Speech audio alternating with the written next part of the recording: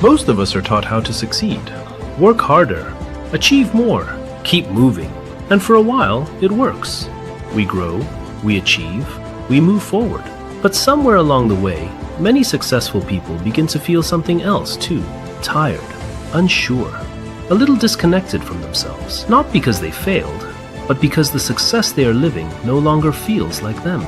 Success 369 begins right there. It asks a simple question. Is the way you're succeeding true to who you are? When your actions match your values, when your growth matches your inner truth, success stops feeling heavy. Because success that comes from alignment is success you can sustain. Welcome to the Success 369 Round Table, where a story of long-lasting success unfolds every episode. Hello, everyone, and welcome to the Success 369 Roundtable. This is Deepa Rahulishwar, Chief Coach and Mentor with Success 369. Let me start with a simple question to each and every one of you who are watching us. If everything you've achieved in your life so far, your title, your roles, your recognition, everything was taken away, would you still feel successful within?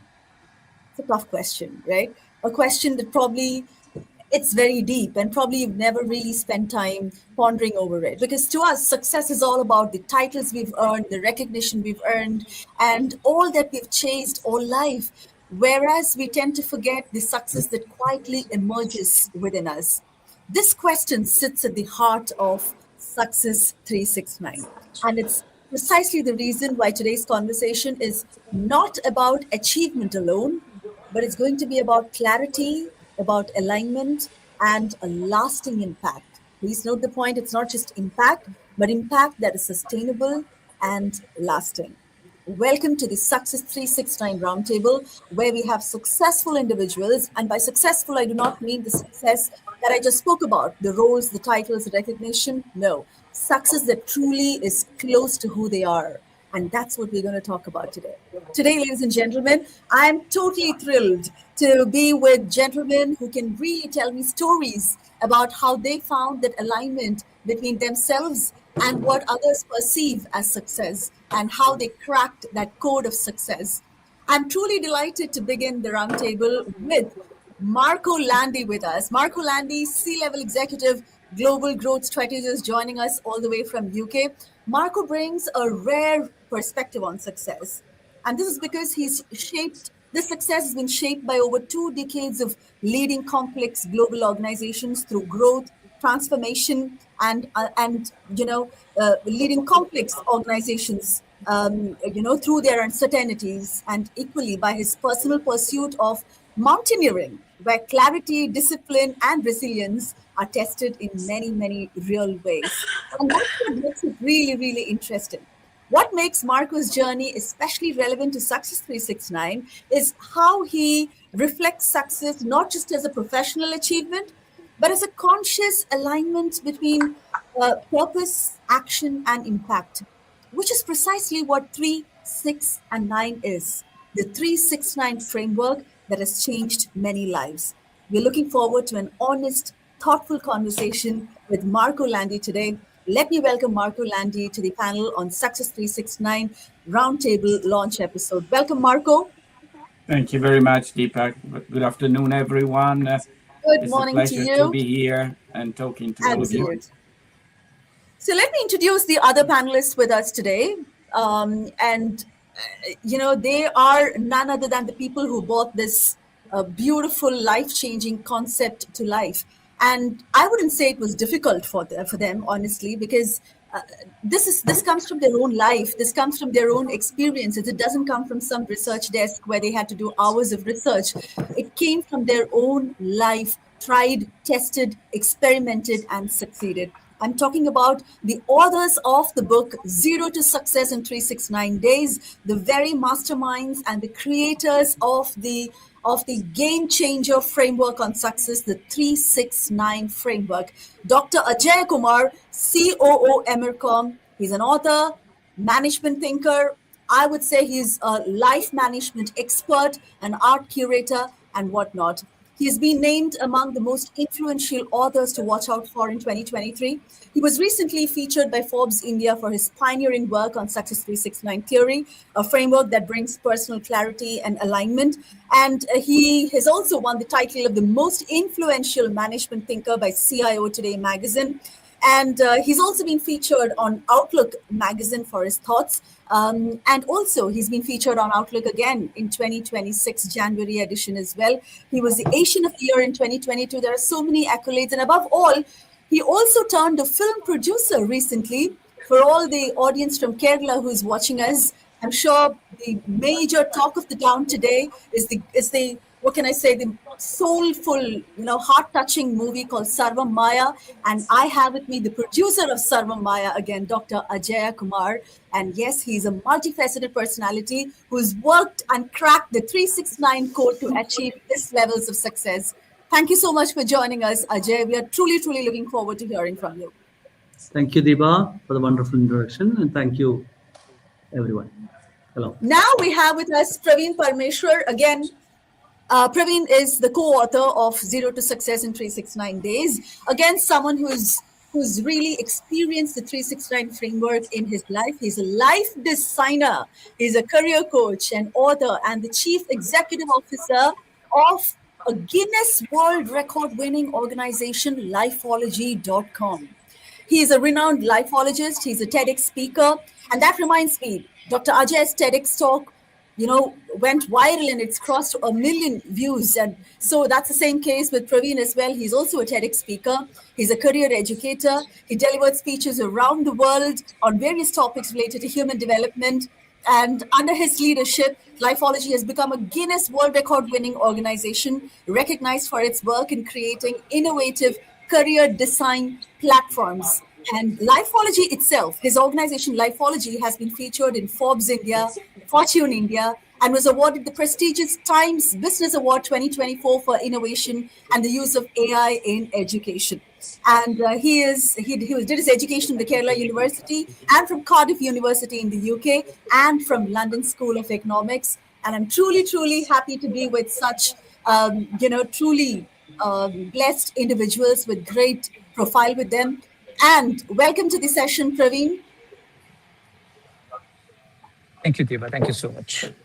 Now let me introduce myself, because obviously I'm the moderator, and I just introduced the three wonderful panelists, and just a small introduction about the poor me. Well, I've been into HR, into human resources for the past 20 years, and I've been into media for the past 22 years.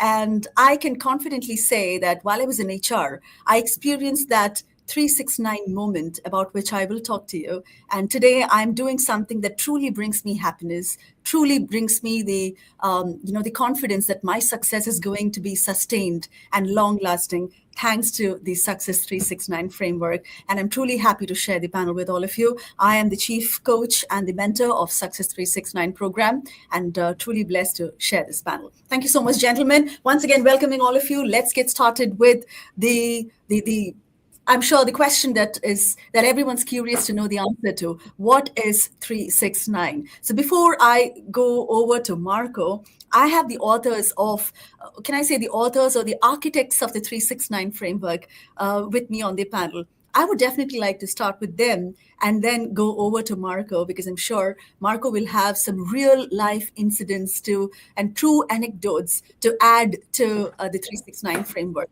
So before that, I'd like to go over to Ajay.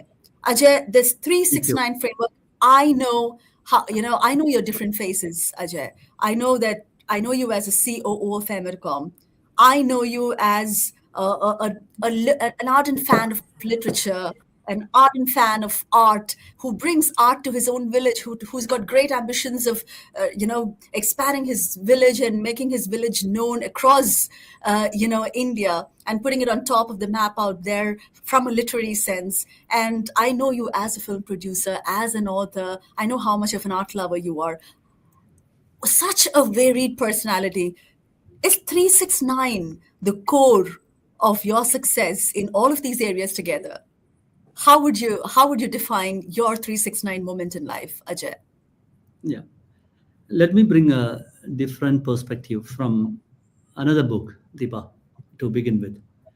Books like Atomic Habits have played an important role in shaping modern self development thinking.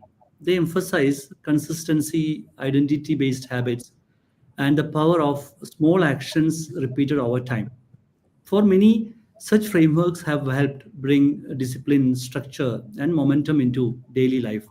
However, there is a quiet assumption that often sits beneath habit based books that the reader already knows where they want to go.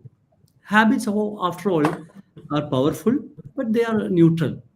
When built without deep clarity, they can make us efficient but not necessarily fulfilled.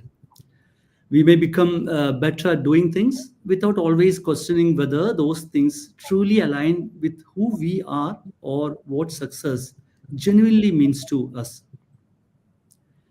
Coming to Success 369 Yeah. comes from a slightly different place. Success 369 begins one step earlier, I would say. It does not start with the habits, it starts with self awareness, understanding yourself. This book does not promise a miracle or an instant change. It does not ask you to become a superhero overnight. Instead, it asks something far more fundamental. Are you in alignment with yourself? Do you truly know what success means to you? Only after having clarity is established does this book introduce structure and personal roadmap, allowing growth to be sustainable rather than forced. As Mahatma Gandhi wisely said, you must be the change you wish to see in the world. And that change cannot be outsourced to habits alone. It must emerge from conscious alignment between thought, intent, and action. And when it comes to me, when me and Praveen co-authored this book, Zero to Success in 369 Days, we were thinking not just about us, because we have lived this book. We have practiced most of the sessions we have explained in the book. And now we are coming with the Success 369 framework, a book that is called Success 369. And that book is yet to be released in the market. So we are in the process of creating a community called Success 369, and you happens to be the first one to sign up. Thank you for that. And I will now ask Praveen to speak. Sure, Ajay, but there are quite a lot of questions that I have on my mind that I would want to ask you. But then, yes, we'll go on to Praveen, and then I'll definitely come back to you on that. So, yes, Praveen, over to you on co-authoring this book, and also even more than the book. I think the book comes from a deep conviction on this framework, and I would want to call it that 369 moment, because I have experienced it in my life. That moment when I realized this is not what I want to do and it's something else. When did that happen to you? And when was that moment when you were truly sure that this is a game changer? I think, a very powerful speaker like Deepa, when she put forward a very elaborated introduction about someone, the problem is the expectation in the mind of people who are listening to us will go up and rise. So to meet up with that expectation is actually not very easy. So that's a challenge which I think, at least personally, I'm going to face now. So a couple of points I want to share about connecting to the book. I think that will set the context and stage for a very extensive and enlightening interest from Mr. Marco too.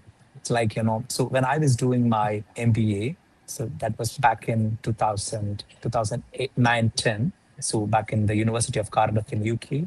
So I had a professor for international business. So she was asking in the class, like, so how many of you think you are successful in my life? I mean, in your life. So we were like 22, 23 years old. So she was asking, how many of you think you are successful in your life? So I remember, so I was one among the very few raised my hands, like I am successful in my life. Okay, so she asked, like, so what make you think that you are successful in your life? So you're not even into a job. So you didn't complete your education. You're not into job. So you haven't started savings. So you haven't started your family. You haven't bought a car. You haven't built a house. So what make you think that you are pretty successful in your life? So I was not having a very clear answer to provide her with, but I remember I answered like, success might not be defined, but I feel I'm successful in my life. Okay, it's a feeling which is in the bottom of my heart that I am successful in my life, even without all those kind of things. So Yeah. later on, I started thinking like, what exactly made me tell her that I'm successful in my life. So over a period of time, I realized, looking back, I realized, so even when I was 17, 18 years old, so I was pretty clear about one thing, that what are my strengths. I perfectly know that my strengths are mostly I'm good at thinking. So I'm good at conceiving the larger ideas, chunking it into small pieces, and making it into actionable steps. And I'm very good at conveying what I want to convey to people. And I do have pretty good compassion to people as well. So these are some of the areas which I'm good at. And I mean, these are the only small kind set of areas which I'm good at. So I'm bad at a lot of other things. That's also very clear for me.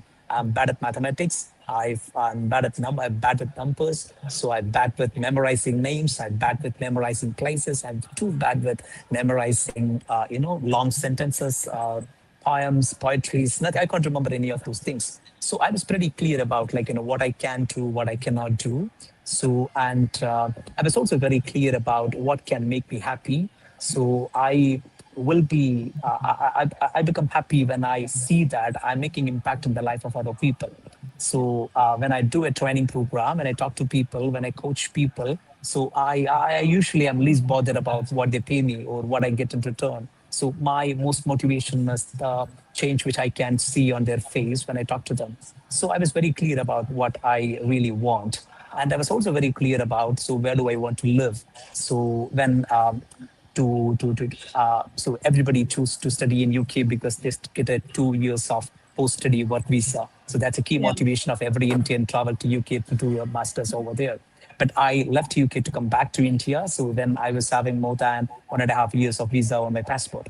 So I was very clear that so the place where I want to flourish is going to be in India or in the Middle East. So I was pretty clear about all those things. So maybe because maybe that clarity so made me say to my professor that like I'm successful in my life. So now connecting with the Success 369, where the first stage is clarity, so which is very clear about so who you are, what do you do, and where do you do it. So I connected with like my line of thinking starting from that age or that time. So to see like this is what exact I mean, I personally believe it may or may not be right because at this point of time, I consider what right and what wrong based on my experience till date. So because tomorrow, day after tomorrow, I may be experiencing a different scenario, maybe Yeah. understanding a different concept. It may be rebutting what I think at this point of time. So I may be believing on a different premise at that point of time. But today I know this is what is clear. Okay. So these are some of the I'm just trying to see how do I connect personally Yeah. the clarity part, the first three. Good. The 6 9 is again, I will put it in one sentence for the 6 and 9. It's like once you're very clear, the rest of the things will not come to your life by its own. So we believe iota project. I believe like you need to drive you towards that. You need to put a conscious effort. You need to make it happen in your life because you can't just because you're born in this world, you cannot think that to flourish in this world is your right. So that wouldn't happen automatically. So if you want to flourish in this world, you should make it happen. So I Yeah. think this is how I see the 369 philosophy close to my heart. And I Got believe it. Ajay is also having similar level of alignment. And that's where the Success 369 philosophy evolved. Over to you, The Deepak. the rest is history. Well, I do have questions on, you had absolute clarity on, on who you are and what your strengths were, but did it really align with what others really thought about you at such a young age is something that I'm really curious to know, but maybe towards, as we progress in this discussion. I would like, I've seen this happen with many times with senior leaders. Sometimes there are people who reach a point in their career. Marco, over to you. There are people who reach in their career, at some point in their career where on paper they have everything. Everything looks successful, their roles, their responsibilities, their compensation, their visibility, everything looks just perfect. And yet, when you speak to them privately, they say something that's very simple. They say, I'm busy all the time, but I'm really not even sure what I'm building anymore.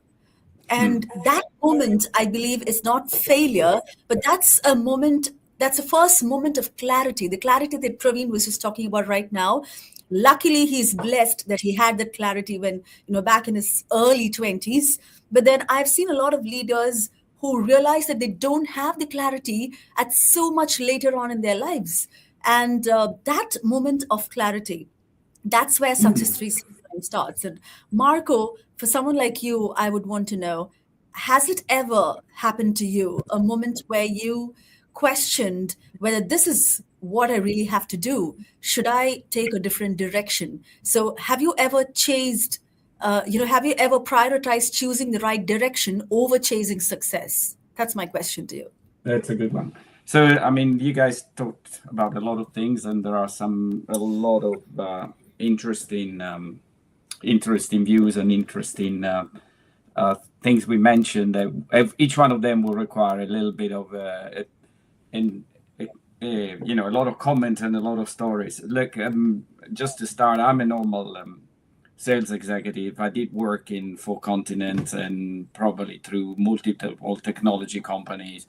And my claim of fame is probably every product that I sold, you probably seen it. You can see it in Zara stores, you can see it in Motorola radio, you can see it in parking meters. So I cover the old world. Did I have clarity from the beginning? Obviously not. I don't think, was I very clear from the beginning what I wanted to do? Maybe there were some couple of basic parameters. I started my career as a diplomat, believe it or not, and working for the United Nations, and I ended up as a sales executive. I mean, what the hell is that? And in between, I think I started selling oil stations, and then I ended up selling. Nowadays, I'm selling phones. So quite a variety. I think there were some key parameters, though. There were certain things I really loved. I never had a job. I'm Italian. I never had a job in Italy. My first job was in Asia. And I speak 5 languages, and I love the world, and I love the people. So there was a consistent, first clarity for me that I needed to have an international role and mix with international people and build, relationship at the international level. So I lived in France, I lived in England, I lived in the US, I lived in, as I said, in Asia. So that's, if you want, that's a kind of one, you can call it moment of clarity, but clarity of who I was. The second one, which again relates to the clarity, I always believed that I had to like what I did. I always told my teams, and I run big team from 1,000 people to 50 people, you need to like, it's not enough to do your job. You need to like what you're doing. And I think I was related to Praveen, in his young age. If you look at the stages of life, you very brutally and very rudely, when you're young, you're a student, you're enjoying yourself, you're having fun. Then, you grow up, and there are certain things that are instilled in Western culture. You need to provide for a family. You want to build a family. So you need to find a job. If you are responsible, you want to find a job and a role in life. And then once you found a role, what's the next step? Well, you can play all your life, or you actually, you need a relationship, you need a family. Then the responsibility of providing for the family comes into play. And then when you marry, and then what do? You have kids. Okay, now you need to think about it. Okay, you can enjoy yourself. You can maybe, I wanted to be you probably guys don't know, I always was a sportsman, so I wanted to be a ski bum. I wanted to live on the slopes, or I wanted to be a surf bum and live on, well, you can't do it if you have kids. So you need to find a job. And so you're committed to your family, committed to your children. And that's what drives you success, or drives your responsibility. Then you get to a point that you've done the family, you've done the children, you brought them into university, and then you get to the point of Deepa talking about clarity. Now you get into, okay, what happens now? A bigger job, okay. The house, okay, got the house. The car, okay. What you tick all of the boxes, then I think where Deepa is going, that there is the moment, okay, what else I like to do and what else I can do. So Deepa said, I'm a mountaineer. I started climbing. I've been a sportsman, as I can give you hours of explanation of all of the sports I've done, all of the sports I competed in, all of the places of the world. But the mountain came into place. Um, it's the next level of achievement of what else can you do. And when I climb mountains, I did some pretty long expedition at 7,000, 8,000 meters. And we're not talking about going for a walk in the garden. I'm trying to climb all of the tall. I Yeah. climbed the tallest mountain in each continent. I've been around the 7 continents. I just need to do Everest. So it's not just, okay, let's go for a walk in the mountain. But that came as the next level of ambition. Praveen has got his own interest in. Ajaj is talking about doing movies. I think, and I've seen it with my kids, there is a point where your interest needs to expand. And if you want to be successful, if you want to be happy, you need to have other interests and nurture other interests. And they all relate to the same things. For me, the mountain is still going out with people, is still building teams, is still creating relationships. When I started going to mountain, we started 4 of us, and I think we were a Frenchman, 2 Englishmen, and an Italian. Then we added some Germans, then we added some Indians, then we added people from Dubai. At one point, we were 15 of us going on the mountain. Wow. And I've done it, and we done it as a team. The fact I was happening to be the boss, and they were kind of, come with the boss. So, but there wasn't an obligation. We were all the same.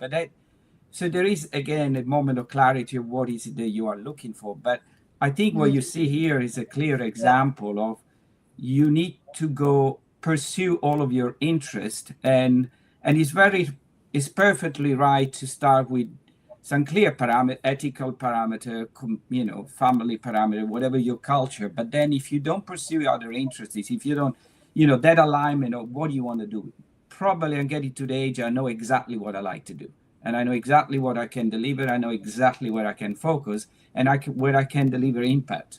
I think Praveen said it, and I think Ajat said it too. It's all about, I think you said it to me, it's all about impact. What is the impact? What are you going to, I think, unfortunately, when you get to this type of air, there are 2 things that worries you: legacy, and have you made an impact? Are they going to remember you? And that's where you kind of come into, okay, and what are they going to remember?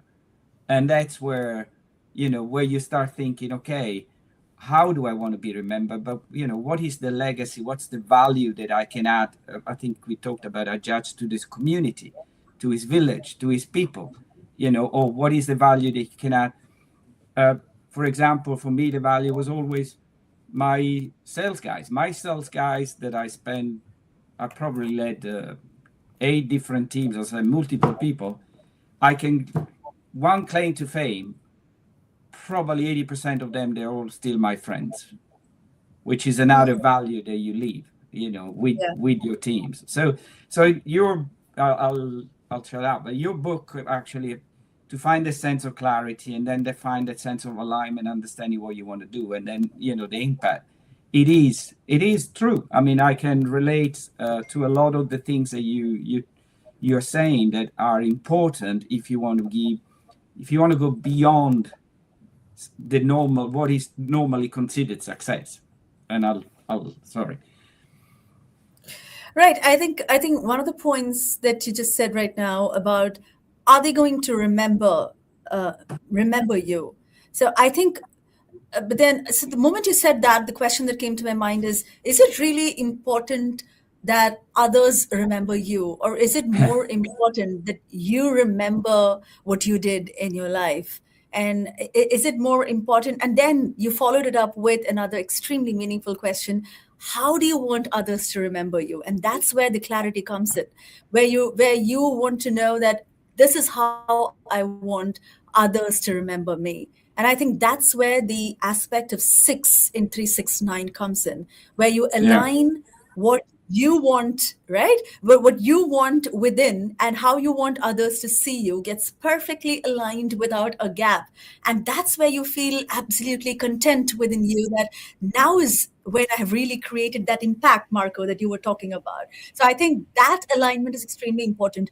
Tell me, did you at any point realize that there was a gap in your alignment in terms of what you really wanted and what others, because you have achieved so much. It's pretty easy to be carried away what others tell you. So there could be a lot of people who tell you that you're so successful, you've achieved that, you've so many organizations, you've done this, that.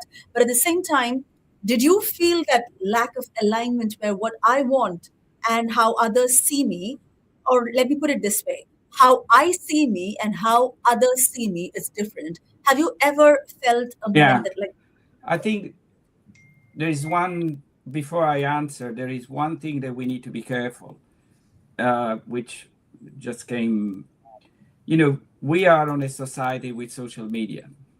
yeah, And we becoming not the victim, but we becoming kind of the slave to our profile, so you got to be on LinkedIn, you got to be on Instagram, and you got to be, and if, when I moved to Indonesia 30 years ago, there was one computer for 5 people. So, I mean, there was no phones, there were no, and now, so we didn't share anything. I talk to my mother once every 6 months. Now, even my mother is on social media every day, and she's 92. So we need to be careful there is a little bit of the temptation to be, I need to tell the world what I'm doing. And everyone does it, and I love it. I like to put blogs on my mountain. I like to tell stories I'm a storyteller. So I love to tell stories. But then the question comes, which is a little bit more philosophical and moral. Do I do it for the Instagram, or do I do it for myself? And that's what are you going? And to me, the moment of clarity is, yes, it's good to share because it's good to tell stories. I'm starting to enjoy the thinking that maybe I should write a book, and it's not going to be a very complex book or such a beautiful book like you guys are writing. It's probably going to be a book of stories, of things that have happened to me, which I think are funny, and that is fine. I think people will laugh when they read them. But I don't think I'll do it the mountains for me came just for myself. What gave me a different level and a different set of achievement, which is different, above the average that everyone in my position was doing. Because I knew a lot of very senior leaders, a lot younger people than me. They were CEO, they were more successful than me, but I think there's a risk that a lot of, particularly if you're a very senior executive, you're on one track. I had a very strong mentor of mine, much younger than me, 10 years younger, CEO of multiple billion-dollar companies. I think he retired at 52, and very driven since the beginning. True professional. I mean, a true brain. I mean, something outstanding that you were listening, taking notes every time he spoke. But he got to there was a famous occasion where he was 50-year-old, ultra successful, but he didn't have anything else beyond work.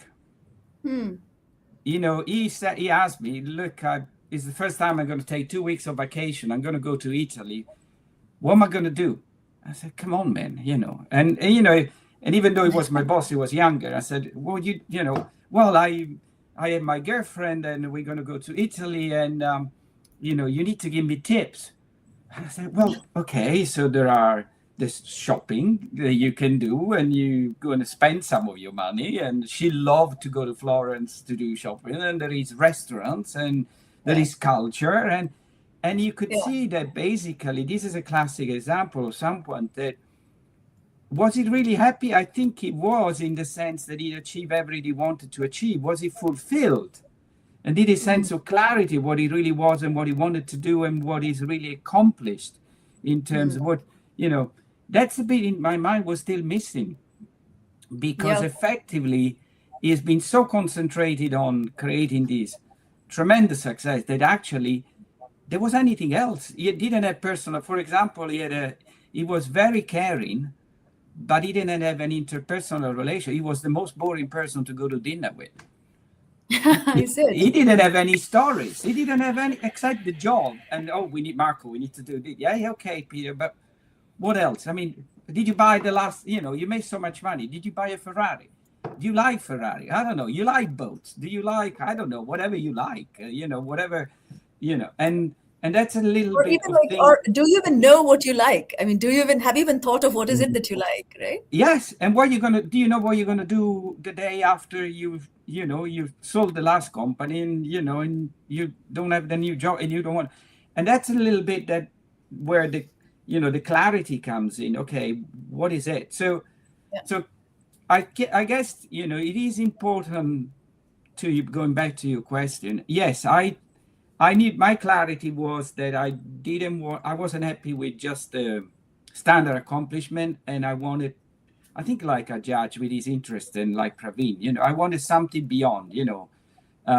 and I've all been in the Latin and being from a West Italian culture. We did have exposure to art. We did have exposure to other things, music, art, sport,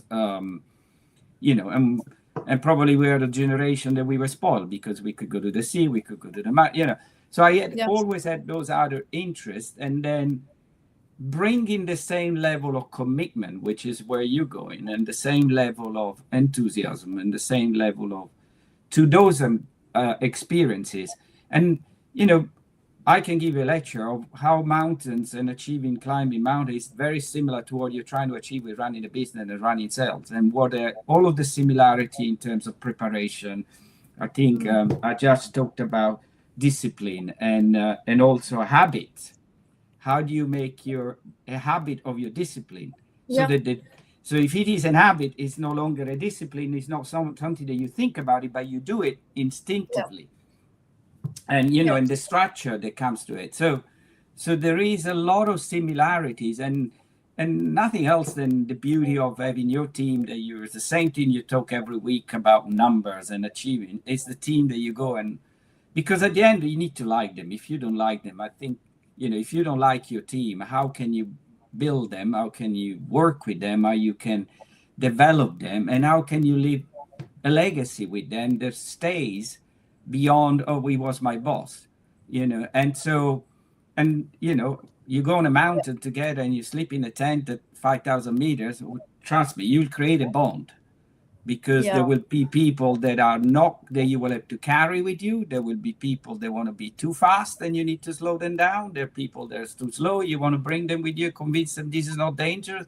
There's all of that personality that you bring into personal relationships that you, and then you hope that and then there is, I'll shut up, but there is, everyone use it as an example, but it's truly, I cried probably at my first 5,000 meter. I cried at my first 7,000 meter peaks, because the level of commitment that requires to be without oxygen at 8,000 meters is physically exhausting, and you really need to want it.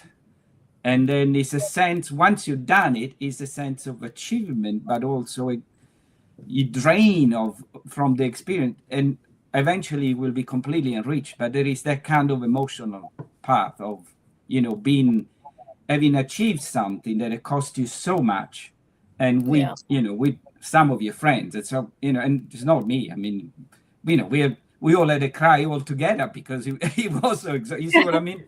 So you train those bonds, and then, and as similar to with, in business, you remain with friends forever beyond your working relationships. Yeah. I mean, it's quite evident. Yes. Can I speak? Go ahead, Ajay. Yeah, thank you.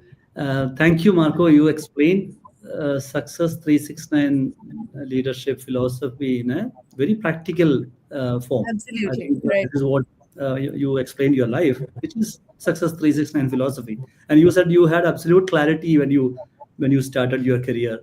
And I would like to emphasize on one point where you said you want to be remembered for the next generation, right? And Praveen said we have clarity and we have 3 points, which are who am I, what I do, and where I do. These are the 3 clarity questions, and then we find answers for that. And when we come to the next level, which is congruence, in congruence, there is one more splitting of who am I. There is who am I to me, and who am I to others. That's what you were saying, that you want to be remembered. Okay. And if we don't project ourselves, or if we don't brand ourselves, or if we don't come across ourselves the way we think we are, then somebody else will brand you. If you don't brand yourself, somebody is going to Absolutely. brand you. So that's the point I wanted to. So thank you for that.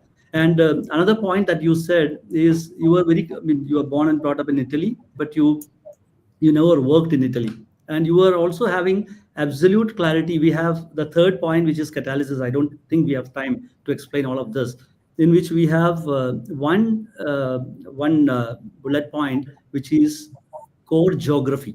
So we should also know what should be our core geography. And core geography is what, where you are most effective, most successful.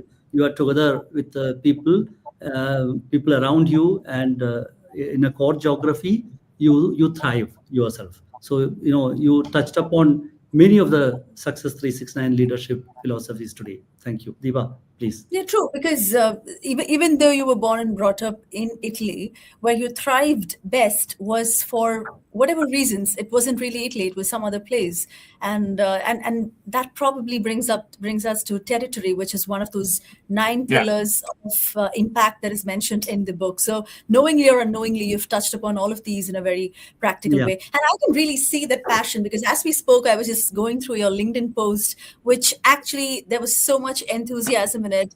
And you've written, almost 1 year ago, I climbed the Matterhorn, one of the toughest climbs I've ever did, and where the risk to life was omnipresent.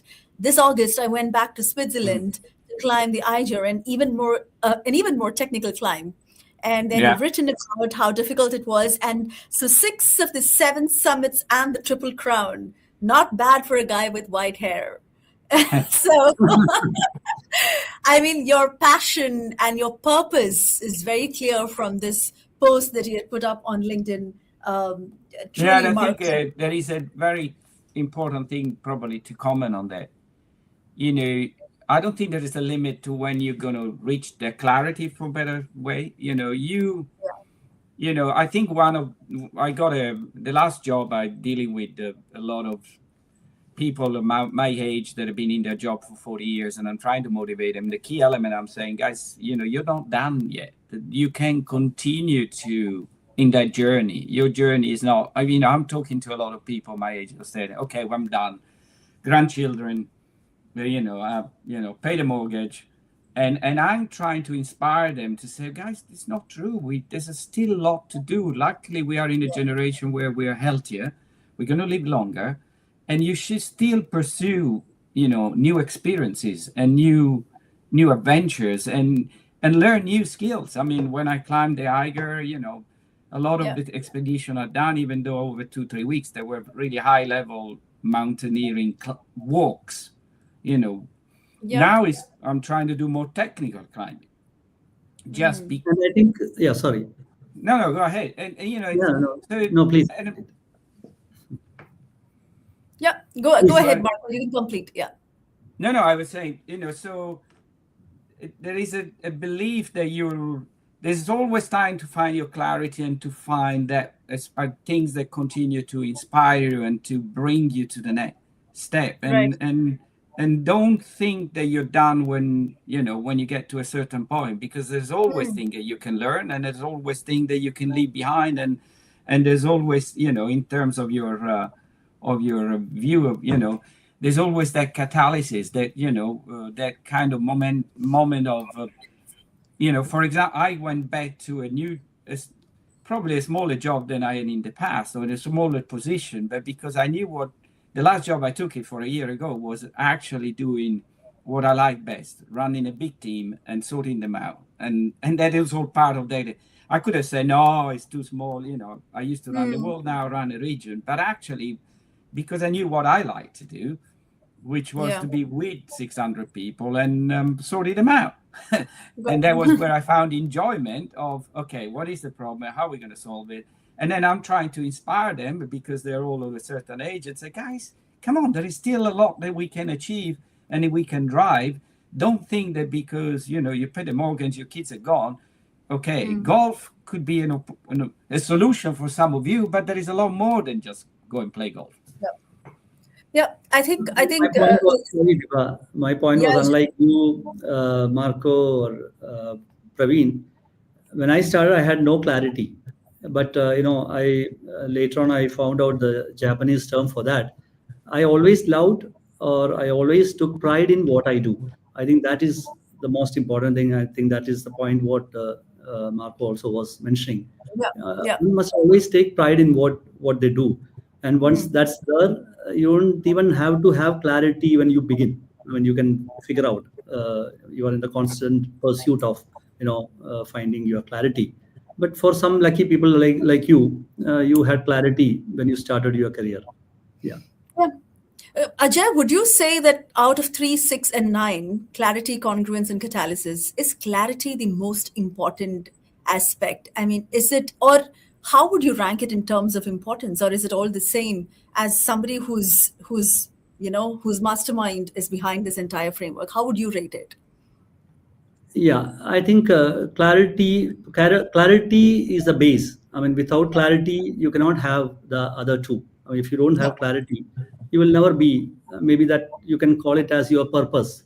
So, if it the is. purpose is the guiding star, Right. always out there on the horizon, never attainable, but always pulling you forward. And Right. your other two things, like your mission, on the other hand, is a specific mountain you are climbing at any moment, and your mountain keeps changing, but the clarity is always there. So I Always think the same. Yeah.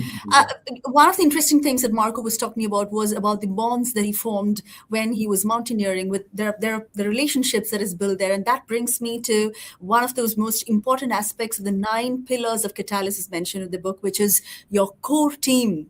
Right. Yeah, And there is core team and then there is network as well. And they're two entirely different things. Your core agreed. team is, yeah. So I'm sure that Marco has found a core team, a team that's probably evolved over his years, either through his professional expeditions or his mountaineering expeditions. But he does have a core team, and so is the case with Ajay or Praveen or me. These are not people you want who would drag along with you, but there are people who would grow along with you, right? And Yeah. who would amplify you and what you really want to achieve in your life. And how is that in your life, Praveen? How much of importance do you give to that core team, and how important is that when it comes to attaining meaningful success?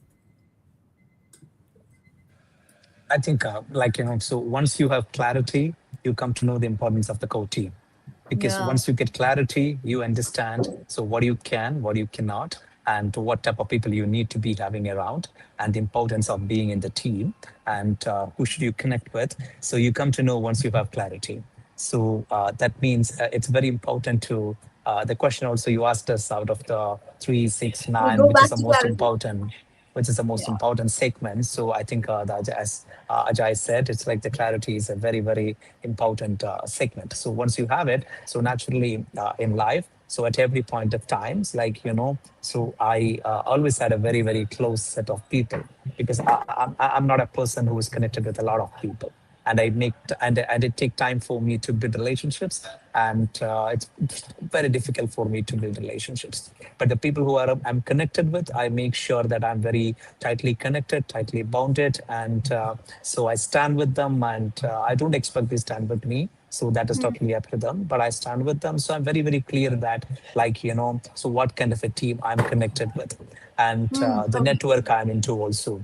And when Yeah. we build the network, once you get clarity that who you are, you realize your team about the importance of the team and the network, and then there is otherwise as well. So it's like the building of the team or building of the network shouldn't only be to attain what you want to attain. So you need to Yeah. cherish you need to cherish the beauty of having in the company of those people, and to be in the company of that network, because otherwise it will become very, very transactional. So it's very Yeah, important to have a very, very organic involvement into the core team as well as into the network.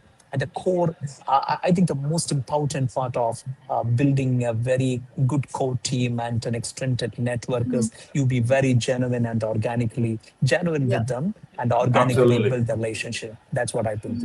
Thank you, Mark. I Agree. think being genuine is the most important trait. I think it's there's. I was thinking, I think absolutely a team and a network are different things. And then when you build your team, I believe in a sales process that is very structured. So it's very easy to recruit your core team that has been brought to the same process through the same parameter, because it's easier. So you bring them with you because you don't need to explain the structure and the process that you're going to put in place. So there is a core team that you tend to carry with you. Yeah. But I think that what Praveen was touching upon, which in my experience is fundamentally important, they cannot be just a core of professional that are aligned to your methodology, your process. I think you need to create that personal bond and that personal relationship. If you can manage to go beyond that, have a personal relationship, which becomes a friendship with certain people, then that team will do everything like you. It goes back to the mountain. In the mountain, rule number one: we all go up we all go up or we all go down. We don't leave anyone behind. Wow. That's a core principle. And if someone can't make it, and I've been there, we all come down. We don't just tell someone, "Oh, you go, don't worry, we'll pick you up later."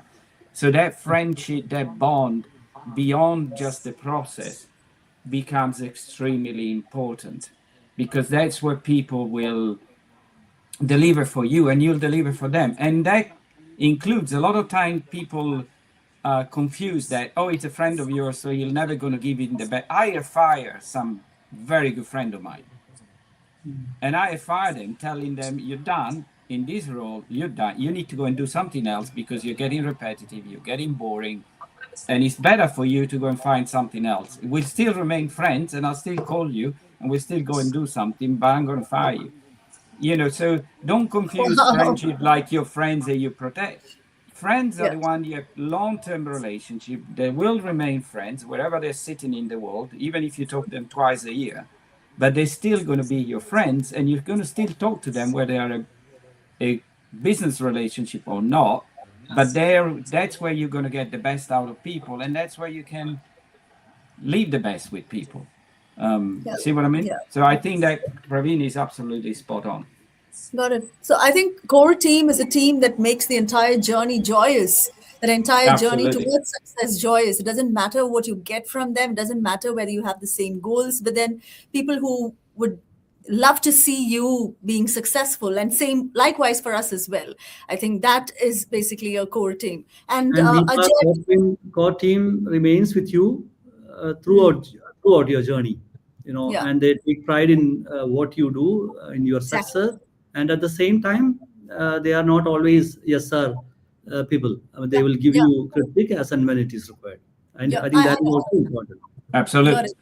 Yeah. And Ajay, I think the team has been sending me a few questions that they've been getting while watching this webinar. And one of them is about, so they want to know about the 9 aspects of catalysis, but then we do not have the time to explain all of this. But some of the skills that's extremely important when it comes to creating an impact. They were checking if there is something about, negotiation. How is it? Isn't it important to have really good negotiation skills, especially when you, like what Marco said right now, when you have a core team, but you really need to speak business with them as well? How is it that you actually incorporate your skills of, having the genuine affection for them, at the same time negotiating something? And there's that complex balance that's come up right now as a question. Would you want to address that, Ajay? Yeah, I think, Deepa, there is a saying that you don't always get what you deserve. You get what you negotiate. So, I mean, we somehow, maybe mostly in Indian culture, we have a belief system that negotiating is not good. Most of us say, yeah, I don't ask what I deserve. I don't negotiate for my salary, not negotiate for my position. No, it's not like that. You need to negotiate, especially in today's business environment. Negotiation is no longer a specialized skill reserved for leaders or deal makers. It is a life skill. And negotiation does not mean asking for something unreasonable. Like, it means presenting a logic, value, and context, and then engaging in a conversation based on that reasoning. I think that's also very important in negotiation. Let me tell you an example where, suppose you are in an interview and you have been asked how much is your expectation. So rather than saying that, okay, you want an X number, say $10,000 or $11,000, you can put a range for giving a win-win and a negotiation room for your employer. Say, for example, you want 10,000 to you expect 10,000 to $12,000. If you put that range, one thing is you are fixing your minimum. It's not likely that he will offer you something less than Yeah. $10,000. Fixing your minimum to 10,000 and you're making your maximum to a $2,000 range. So that's something good. So say he offers you 10,500 or $11,000, and there he wins $1,000. That's psychologically he has an edge of winning $1,000. You are not losing there. At the same time, you can then ask for some accommodation, flexibility in timing, or learning opportunities like training, or some role change. All of this you'll be able to negotiate for. So negotiation, in my opinion, is an important skill. And for negotiation also, you need to have constant 360-degree feedback. Like when you are in a say, for an example, in a department, you need to meet your bosses, you need to speak to them constantly, get feedback, so that you don't give them a room later when you sit with them for something that you want. They cannot say that, okay, last 1 year I didn't see you. So negotiation is also about constant communication. Yeah. Yeah, got it. I think one of my favorite words when it comes to negotiation, for those who are watching, is BATNA, right? Your best alternative to negotiated agreement. This is Harvard's word, BATNA. You always need to have a BATNA when you go into negotiating. And if it's lesser than your BATNA, then it's a bad deal. And if it's above your BATNA, then it's a good deal. So you always need to have that, what Ajay said about that BATNA in your head. So I think go ahead and research that and you'll get your answer. We have another question here, Marco. Maybe this is something that you can take up, or Praveen, you as well. At times, I notice a misalignment between the goals of the organization people work with and their personal success goals. How can they better align their success goals with the success of their organization? That is the question. I think this is something that many of them battle, because they have their own objectives and key results and their deliverables at work, but at the same time, they have their personal goals as well. And many times, cliched argument of, I don't have time for my personal goals, it comes in. So how is it that you tend to balance? Well, I think there's a couple. I'll give you a couple of crude answers. First of all, the excuse you haven't got time, that doesn't exist. That goes back to the discipline. That goes back to the structure.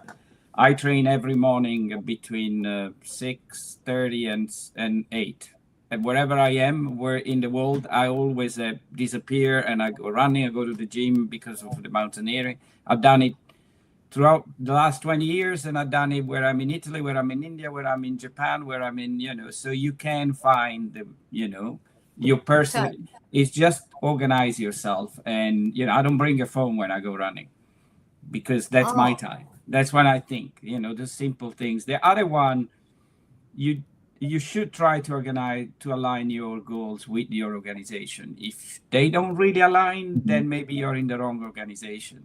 And there's one thing that people don't do. They don't take decision. This is a little bit like my friend where I fired him. If you will get to a job point in a job. I'd probably change 10, 15 jobs, but I always maintain that you need to be long enough to deliver an impact. So it's not a question of changing every year. It's a question of doing your job. It takes usually 2 to 3 years to make an impact. 5 years is a bit too long, maybe, unless things changes. But don't be afraid to change and change organization if things don't align. People hide themselves. Oh, the organization. Well, if you don't like the organization, change. Try to find. It goes back to the clarity of, what. Do you know what you best at, and where you contribute best at, and then trying to find that organization that aligns to what your goals are. But Marco, I'm sorry to intervene, but just as this question on my mind, can we say that it's easier said than done? Because when you're talking about someone who's spent like the first 6-7 years I'm not saying even 10 years, but less than 10 years in an organization, and they realize that this is not where I want to be. Is it really so easy as it sounds to find something that aligns with you? So there are circumstances, there are economic conditions, a lot of things, but you need to put a bit of effort in actually creating alternatives, and this is where maybe the network comes into place. This is where you actually talking to more people and try to talk to different people. This is actually where depend personal situation. I've seen people going and become a painter, even though I wouldn't have done it because you still need to pay the bills.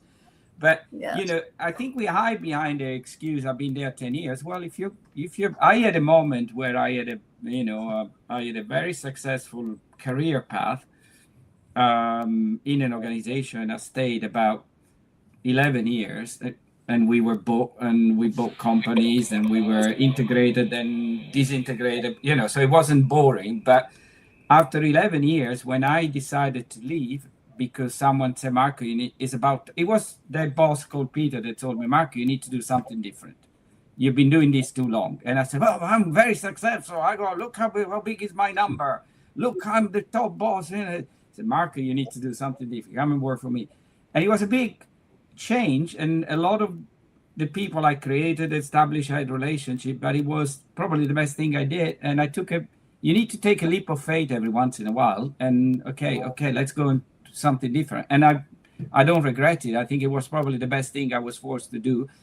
I said I was kind of forced, someone pushed me really hard to make me do it. So it wasn't easy, but I could have stayed. I have, and I, you were ready to accept it.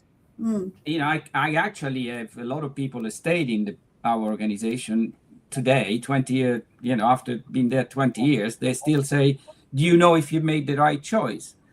Well, I could have probably made more money. I don't know. But I think I've enjoyed it more, and I learned a lot more by changing than not keeping on doing the same thing. Excellent. I think we could go on and on. I know. We could really. There is still so many questions that I have on my mind, but then I know that Marco has a time. He's given us a specific time slot from 10 a.m. to 11 a.m. So in the interest of time, respecting that, I think we'll wind up. But then I would like to wind up by just talking about the 1369 moment that I had in my life. I've been into HR all these years, and I used to, there was this one day that I was sitting at my desk launching this employee satisfaction survey across the organization. And I was at a senior position, and I was in charge of that. And as I was about to click the send button, I found it had no meaning at all. And I suddenly realized that we've never really done anything to gain the satisfaction of employees. I mean, for whatever reasons beyond our control, we might be able to boast about a participation of 98% in the survey or a great satisfaction and all of that on the paper. But are we really giving that sort of satisfaction to our employees was a question that I asked myself. And if that's not happening, then this is not what I want to do. And I realized that what I really want to do is do something that changes someone's life, touches someone's life, they learn something new. And what better than that than learning and development? And that's how I am today, the learning and development consultant of an organization. And I have become a coach and a mentor. And that is a 369 moment that I had in my life. So I'm sure each of you who's watching us may or may not have had a 369 moment in your life where you realize that this is not what I want to do, and there is something else, or this is what I want to do, but there is also something else that I want to do. So how do you compound your success? If you haven't found out yet, then you're at the right place, and this is the beginning of it all. Thank you so much, Marco, Ajay, and Praveen for joining us. It was such a conversation. It's been a pleasure. Very nice meeting you guys, and thank you for inviting me, Marco. Thank you so much, everyone. And I'll see you again on the next episode of the Success 369 Roundtable on this very same channel. Thank you so much for joining us, everyone. Thank you. Thank you. Thank you.